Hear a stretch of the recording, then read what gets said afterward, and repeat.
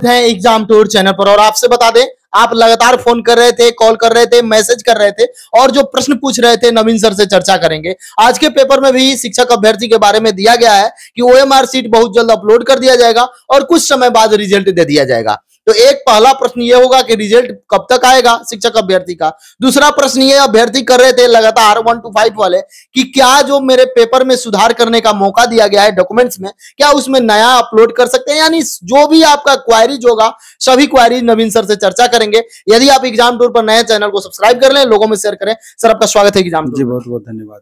Sir अभ्यर्थी का एक प्रश्न ये आ रहा है, चूंकि सीटेट के संदर्भ में देखा जाए तो सीटेट बहुत कम रिजल्ट आया और उसमें भी देखा जाए तो बहुत सारे ऐसे अभ्यर्थी हैं जिनका 1 कम आ गया, 2 मार्क्स कम आ गया, 1 मार्क्स कम आ गया।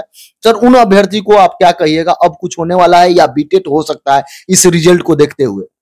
नहीं, सीटेट में तो इस बार क्वेश्चन का लेवल ऐसा था और कहीं ना कहीं इसका पूरा का पूरा रिजल्ट पे प्रभाव पड़ा है। आप देखे होंगे कि मात्र 4.25% स्टूडेंट ही पेपर 2 यानी 6 to 8 में तो वो पास किए और 7.25% लगभग 7.5 से लगभग थोड़ा सा ज्यादा स्टूडेंट पेपर 1 में पास किए हैं।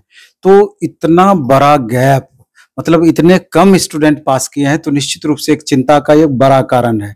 तो बिहार सरकार को भी इन चीजों को देखते हुए इतनी बड़ी वैकेंसी आप दे रहे हैं और इतना खराब रिजल्ट सेंट्रल का मतलब सीटेट का हुआ है, तो कहीं ना कहीं बिहार सरकार को इस बीच में बीटेट जरूर करा लेनी चाहिए, जिससे कि बहुत सारे छात्रों को राहत हो सकती थी। और नहीं तो क्या है, इतने स्टूडेंट में जब इतने कम स्टूडेंट पास किए हैं, आपको तो डायरेक्ट जॉब दे देना चाहिए। इससे बेहतर और क्या हो सकता था। कितना फिल्टर्ड हुआ, आप समझिए कितने कैंडिडेट बैठे, मात्र 5,000 कुछ स्टूडेंट मात्र पास किए हैं।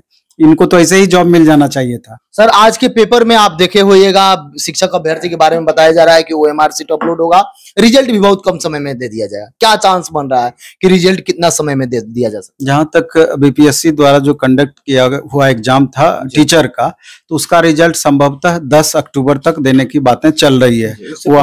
उससे पहले में भी 1-2 दिन पहले हो जाए, लेकिन संभवतः 10 अक्टूबर तक दे सकती है। और जहां तक एस्टेट जो एग्जाम हुआ था, तो इसका भी इस महीने के लास्ट तक रिजल्ट देने की उम्मीद है। सर अभ्यर्थी क्या किए हैं, चूंकि अभी भी मौका है 29 तक आप सुधार कर सकते हैं।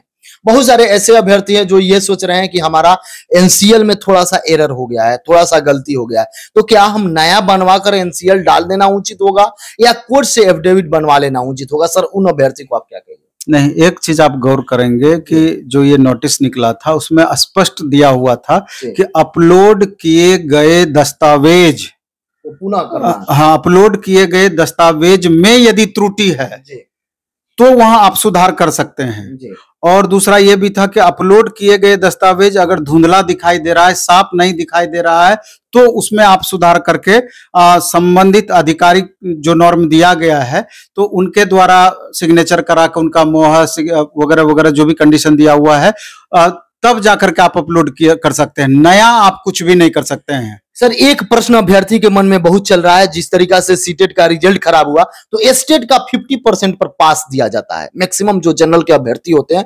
50% यदि अंक लाते हैं तो वह पास माने जाते हैं। जिस तरीका से सरकार महिलाओं को छूट दी है, खासकर देखा जाए 5-5% का छूट है सभी कैटेगरी में, तो इस बार ये एस्टेट का रिजल्ट सीटेट का रिजल्ट देखते हुए सरकार और आयोग को क्या ये नहीं कर देना चाहिए कि जिस तरीका से एस्टेट में 50% है, आप सीटेट में भी 50% लाए हैं तो आप पास है, थोड़ा सा कम कर दें ताकि अभ्यर्थी को सहूलियत। नहीं, करने का तो बिल्कुल ही करना चाहिए। और जिस तरीके से रिजल्ट आप देख रहे हैं कितना ज्यादा प्रभावित हुआ, तो चूंकि एक दूसरा बेस आप बना चुके हैं तो उसी बेस पर करना चाहिए इसको। लेकिन ये कंप्लीट सरकार का डिसीजन है और सरकार तक अगर बातें पहुंचती है, अगर इसको उचित समझते हैं तो मैं भी इसमें थोड़ा बदलाव कर सकते हैं। लेकिन उम्मीद प्रतीत नहीं होता है कि इस तरह की संभावनाएं बन सकती है। उम्मीद नहीं।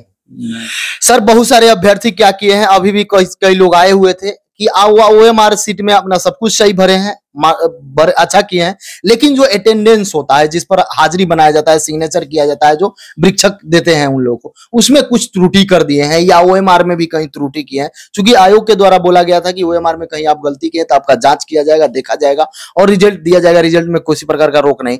लेकिन कोई अभ्यर्थी ओएमआर सीट में सीरियल नंबर भर के सिग्नेचर नहीं किए हैं या जो अटेंडेंस होता है उसमें कहीं एरर है, तो उन पर कोई दिक्कत नहीं होगा? नहीं, अटेंडेंस वाले मामले में क्या होता है कि जैसे कई बार देखा जाता है कि एग्जामिनेशन हॉल में वीक्षक के गलती के कारण भी इस तरह का प्रॉब्लम होते रहता है।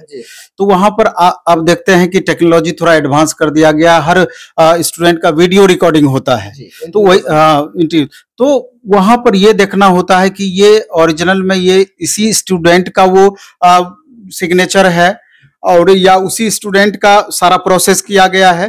तो इसकी जांच फाइनली रिजल्ट पर इससे फर्क नहीं पड़ना है। इसका फर्क तब पड़ता है कि अगर कोई दूसरे कैंडिडेट बदले में बैठ गए हैं या दूसरे कैंडिडेट इस तरह से कर रहे हैं या सिग्नेचर नहीं कर पाए, तो जब फाइनल वेरिफिकेशन जिस समय होता है तो तमाम दस्तावेज वहां उपलब्ध होता है। तो वैसी परिस्थिति में इसकी जांच आयोग करती है।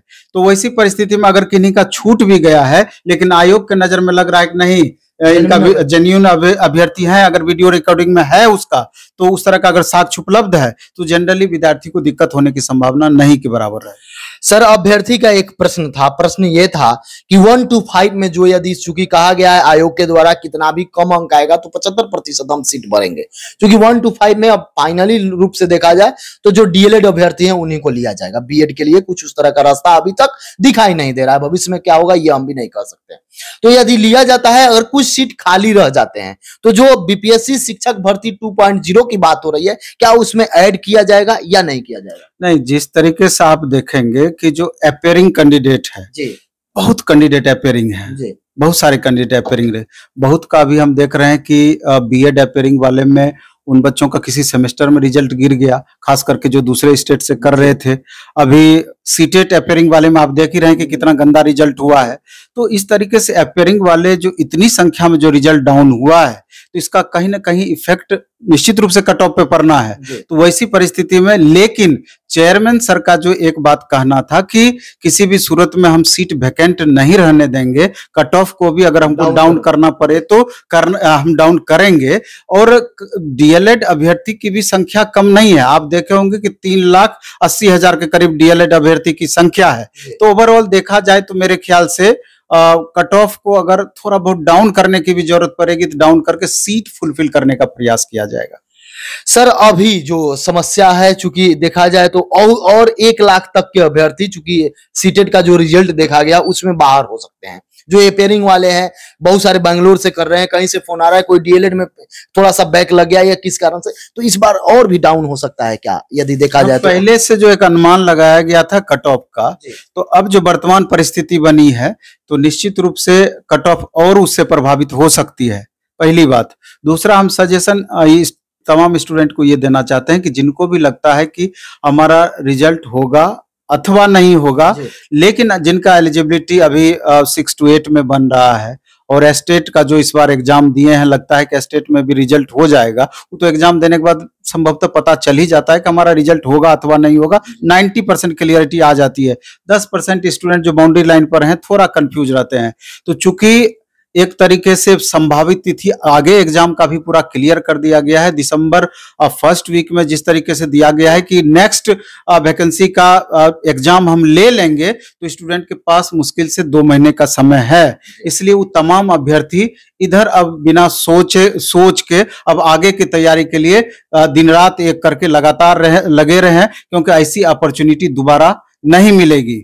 प्लेटफॉर्म में भी अभी देखे होंगे तो परसों से ही अपना प्लेटफॉर्म बाय नवीन कुमार सिंह चैनल पर, ऐप पर बैच दिया गया है एकदम मिनिमम फी में, ऑनलाइन में, ऑफलाइन में भी अभी जस्ट स्टार्ट हुआ है, लेकिन 1 तारीख से संभवतः ये प्रॉपर वे में चालू हो जाएगी। तो जो भी तमाम वैसे अभ्यर्थी हैं जिनको लगता है कि खुद से ही हो जाएगा, तो एकदम अच्छे से मेहनत करना, 8 घंटे 10 घंटे का आप रूटीन बना के स्टार्ट कर दीजिए। अगर किसी ट्यूटर की मदद से आप करना चाहते हैं तो वहां का भी आप सहारा ले सकते हैं, लेकिन ऐसा गोल्डन अपॉर्चुनिटी फिर अगले इलेक्शन के टाइम में ही आएगा आपके लिए, दोबारा नहीं आने की उम्मीद है। क्योंकि दूसरे अगर कॉम्पिटिटिव एग्जाम्स की से अगर हम कंपैरिजन करते हैं तो यहाँ बहुत राहत वाला सिचुएशन आपके लिए हो सकता है। सर मतलब जिन 1 to 5 के लिए यदि देखा जाए तो 60-65 अंक आ रहा है तो वो सुरक्षित है एकदम 100%, मतलब 60 तक सुरक्षित, एकदम सुरक्षित है। सर समय देने के लिए बहुत बहुत आभार। यदि आपको लगे कि कोई प्रश्न और छूट रहा है तो आप कमेंट बॉक्स में जरूर कमेंट कीजिएगा, मैं सर से फिर से बातचीत करूंगा और उसको शामिल करूंगा। यदि आप एग्जाम टूर पर नए हैं, चैनल को सब्सक्राइब कर लें, लोगों में शेयर